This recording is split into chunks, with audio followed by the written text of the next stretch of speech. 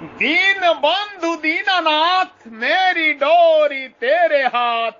दीन बंधु दीनानाथ ले ले डोरी अपने हाथ। दीन बंधु दीनानाथ मेरी डोरी तेरे हाथ। दीन बंधु दीनानाथ ले ले डोरी अपने हाथ। मैं आपकी शरण में हूँ प्रभु, मैं आपका ही हूँ। मैं आपकी शरण में हूँ प्रभु, मैं आपका ही हूँ। मैं केवल परमात्मा का हूँ और केवल परमात्मा ही मेरे हैं। मैं केवल भगवान का हूँ और केवल भगवान ही मेरे हैं। सत चित आनंदमय चिन्मय सच्चिदानंदन प्रभु की जय हो, जय हो, जय हो। जय जय श्री राम। ओम राम कृष्ण हरि हर हरि हर राधा। ओम राम कृष्ण हरि हर शरणम। ओम ओम ओम ओम भद्रकालाय नमः। ओम भद्रकालाय नमः। ओम भद्रकालाय नमः। ओम भद्रकालाय नमः। ओम भद्रकालाय नमः। मैं आपकी शरण में हूं प्रभु, मैं आपका ही हूं। मैं केवल भगवान का हूं और केवल भगवान ही मेरे हैं। मेरा कोई वजूद नहीं, सिर्फ तू ही तू है मालिक, सिर्फ तू ही तू है। एक तू सच्चा, तेरा नाम सच्चा। जय श्री राम। या एनम व्यक्ति हनंतम य सच्चः मयन्ते हतम। उभौ तो न विजंतो नयम हान्ते न हनतः। या एनम हनंतरम व्यति चायम एनम हतम मनेते तो उभौ न विजानेत यम न हितं न हयन्ते। जो मनुष्य इस अविनाशी शरीरी की शरीरी को मारने वाला मानता है और जो मनुष्य इसको मरा मानता है, वे दोनों ही इसको नहीं जानते, क्योंकि यह ना मरता है और ना मारा जाता है।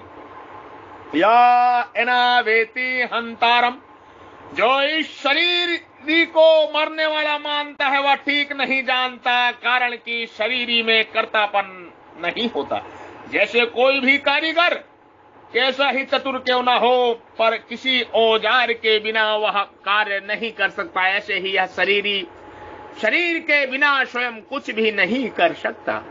अतः 13वें अध्याय में भगवान ने कहा है कि सब प्रकार की क्रियाएं प्रकृति के द्वारा ही होती हैं। ऐसा जो अनुभव करता है वह शरीरी के अकर्तापन का अनुभव करता है। 13वें अध्याय में 29वां श्लोक तात्पर्य हुआ कि शरीरी में कर्तापन नहीं है, पर यह शरीर के साथ दब्त करके संबंध जोड़कर शरीर से होने वाली क्रियाओं को अपने को कर्ता मान लेता है। अगर यह शरीर के साथ अपना संबंध ना जोड़े तो यह किसी भी क्रिया का कर्ता नहीं होता। यह सच्च न मयन्ते हतम, जो इसको मरा मानता है वह भी ठीक नहीं जानता। जैसे यह शरीर मरने वाला नहीं है, ऐसे ही यह मरने वाला भी नहीं है। जैसे यह शरीर मारने वाला नहीं, ऐसे ही यह मरने वाला भी नहीं है, क्योंकि इसमें कभी कोई विकृति नहीं आती। जिसमें विकृति आती है, परिवर्तन होता है, अर्थात जो उत्पत्ति विनाशील होता है वही मर सकता है।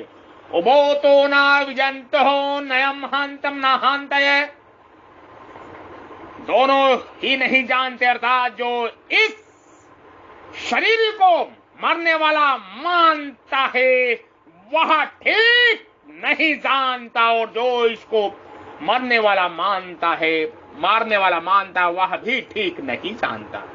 यह प्रश्न होता है कि जो इस शरीर को मारने वाला और मरने वाला दोनों मानता है, क्या वह ठीक जानता है? इसका उत्तर यह है कि वह भी ठीक नहीं जानता, कारण कि यह शरीरी वास्तव में ऐसा नहीं है। यह नाश करने वाला भी नहीं है, जो नष्ट होने वाला भी नहीं है, यह निर्विकार रूप से नित्य निरंतर ज्यों का त्यों रहने वाला है। अतः इस शरीर को लेकर शोक नहीं करना चाहिए। अतः इस शरीर को लेकर शोक नहीं करना चाहिए। अर्जुन के सामने युद्ध का प्रसंग होने से ही यहाँ शरीर को मरने मारने की क्रियाओं से रहित बताया गया है। वास्तव में यह संपूर्ण क्रियाओं से रहित है। यह शरीर ना तो किसी को मारता है और ना किसी से मारा जाता है। यह शरीर ना तो किसी को मारता है ना किसी से मारा जाता है। इसका तात्पर्य है कि शरीर किसी क्रिया का कर्ता भी नहीं है और कर्म भी नहीं है और इसमें कोई विकार भी नहीं आता। जो मनुष्य शरीर की तरह शरीर को भी मारने वाला या मरने वाला मानते हैं, वे वास्तव में शरीर और शरीरी को विवेक महत्व नहीं देते, इसमें स्थित नहीं होते, प्रत्युत अविवेक को महत्व देते हैं। जय श्री राम। मैं आपकी शरण में हूं प्रभु, मैं आपका ही हूं, मैं केवल भगवान का हूं और केवल भगवान ही मेरे हैं। जय जय श्री राम। मैं आपके नाम के शरण में हूं प्रभु, मैं नाम की शरण में हूं, मैं आपकी शरण में हूं। दीन बंधु दीनानाथ, मेरी डोरी तेरे हाथ। जय जय श्री राम।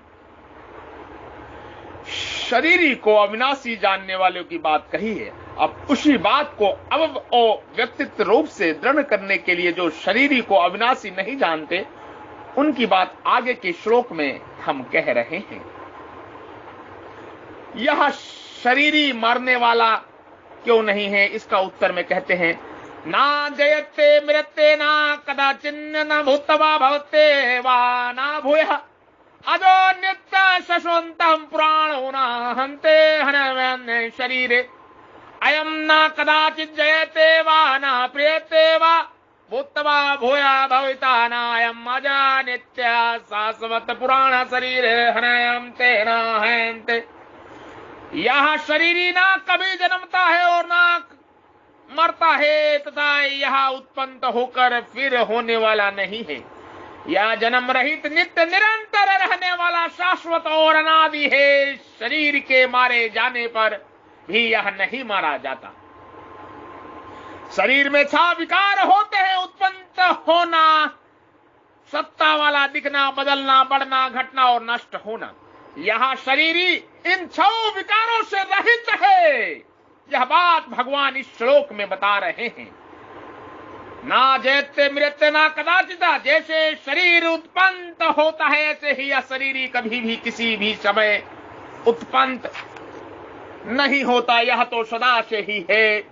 भगवान ने इस शरीर को अपना अंश बताते हुए इसको सनातन कहा है। ममे वंशो जीव लोके जीव भूत सनातनः, ममे वंशो जीव लोके जीव भूत सनातनः।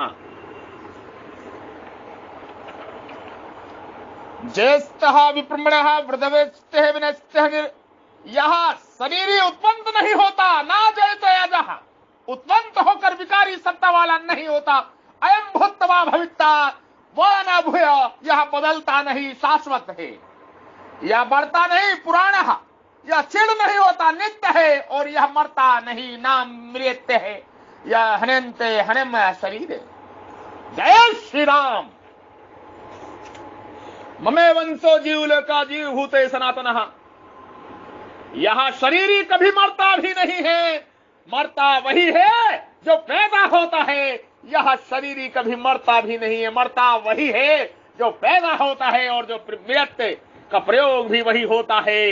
जहां पिंड प्राण का वियोग होता है, पिंड प्राण का वियोग शरीर में होता है, परंतु शरीर में संयोग वियोग दोनों ही नहीं होते।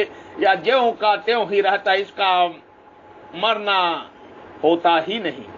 सभी विकारों में जन्मना और मरना, ये 2 विकार ही मुख्य है। अतः भगवान ने इन 2 सवार निषेध किया है। जिसको पहले ना जयते ना उसी को दोबारा आज कहा है, और जिसको पहले ना मृत्य कहा उसी को दोबारा ना हयंते हनमया ने शरीर कहा है। अयम भूतवा भविष्यवा वा न भुआ, यह अविनाशी नित्य तत्व पैदा होकर फिर होने वाला नहीं है, अर्थात यह स्वतः सिद्ध निर्विकार है। जैसे बच्चा पैदा होता है तो पैदा होने के बाद उसकी सत्ता होती है, जब तक वह गर्भ में नहीं आता तब तक बच्चा है, ऐसा उसकी सत्ता होनेपन का कोई भी नहीं कहता।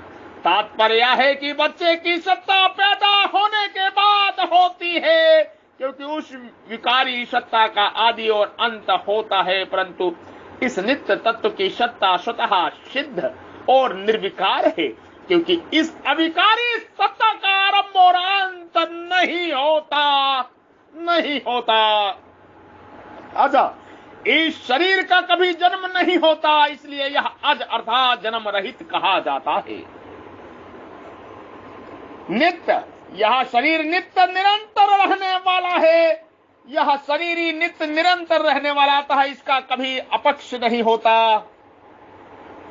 अपक्ष तो अनित्य वस्तु में होता है, जो कि निरंतर रहने वाली नहीं है। जैसे आधी उम्र बीतने पर शरीर घटने लगता है, बल क्षीण होने लगता है, इंद्रियों की शक्ति कम होने लगती है। इस प्रकार शरीर, इंद्रिया, अंतःकरण आदि का तो अपक्ष होता है, पर शरीर का अपक्ष नहीं होता। इस नित्य तत्व में कभी कितमात्र भी कमी नहीं आती, शाश्वत। यह नित्य तत्व निरंतर एक रूप एक रस रहने वाला है, इसमें अवस्था का परिवर्तन नहीं होता, अर्थात यह कभी बदलता नहीं, इसमें बदलने की योग्यता है ही नहीं। पुराण, यह अविनाशी तत्व पुराण, पुराना अर्थात अनादि है। यह इतना पुराना है कि यह कभी पैदा हुआ ही नहीं। उत्पन्न होने वाली वस्तुओं में भी देखा जाता है कि जो वस्तु पुरानी हो जाती है वह फिर बढ़ती नहीं, प्रत्युत नष्ट हो जाती है। फिर यह तो अनुत्पन्न तत्व है, इसमें बढ़ना रूप विकार कैसे हो सकता है? तात्पर्य है कि बढ़ना रूप विकार तो उत्पन्न होने वाली वस्तुओं में ही होता है, इस नित्य तत्व में नहीं। ना हनुमत्ते हनुमन्ने शरीर का नाश होने पर भी इस अविनाशी शरीरी का नाश नहीं होता। यह शरीरे पद देने का तात्पर्य है कि यह शरीर नष्ट होने वाला है। इस नष्ट होने वाले शरीर में ही इच्छा विकार होते हैं, शरीर में नहीं। इस पद में भगवान ने शरीर और शरीर का जैसा स्पष्ट वर्णन किया है, ऐसा स्पष्ट वर्णन गीता में दूसरी जगह नहीं आया है।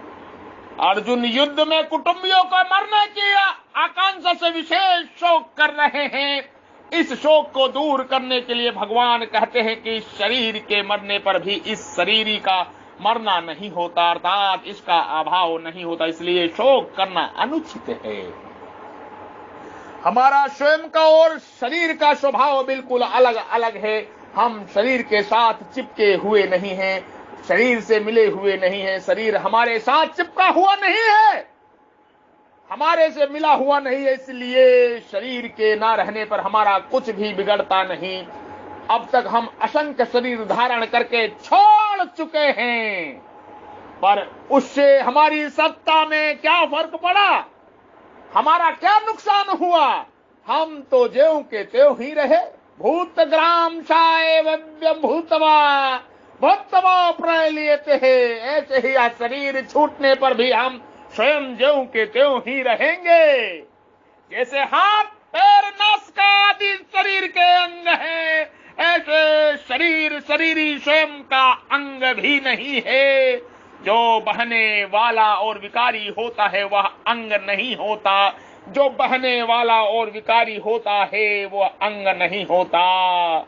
जैसे कफ मूत्र आदि बहने वाले और फोड़ा आदि विकारी होने से शरीर के अंग नहीं है, ऐसे ही शरीर बहने वाला, परिवर्तनशील और विकारी होने से शरीर का अंग नहीं है। 19वें श्लोक में भगवान ने बताया है कि यह शरीर ना तो मरता है, ना तो मारता है और ना मरता है, ना मारता है ना मरता है। इसमें मरने का निषेध तो 20वें श्लोक में कर दिया, अब मारने का निषेध करने के लिए आगे के लिए बताते हैं। अद्रम मूर्तवन सुभंगा प्रतिस्वस्था विकारजरम नस्त्वहा तंत्रदस्तम नाचैन चित्तस्य यथाउतम। मैं आपकी शरण में हूं प्रभु, मैं आपका ही हूं, मैं केवल भगवान का हूं और केवल भगवान ही मेरे हैं। आप सभी के हृदय रूपी मन मंदिर में विराजमान परब्रह्म परमेश्वर ईश्वर को हम प्रणाम करते हैं, नमस्कार करते हैं। साधु साधु, जय हो, नमो नमः। जो हृदय रूपी मन मंदिर में आत्मा में आपके वो प्रभु परमेश्वर सर्वेश्वर विराजमान है, कृपा हमारा प्रणाम नमस्कार स्वीकार करें। जो समस्त जीवों के हृदय में वो प्रभु विराजमान है, कृपा हमारा प्रणाम नमस्कार स्वीकार करें। साधु साधु, जय हो, नमो नमः, नमस्कार। जय श्री राम।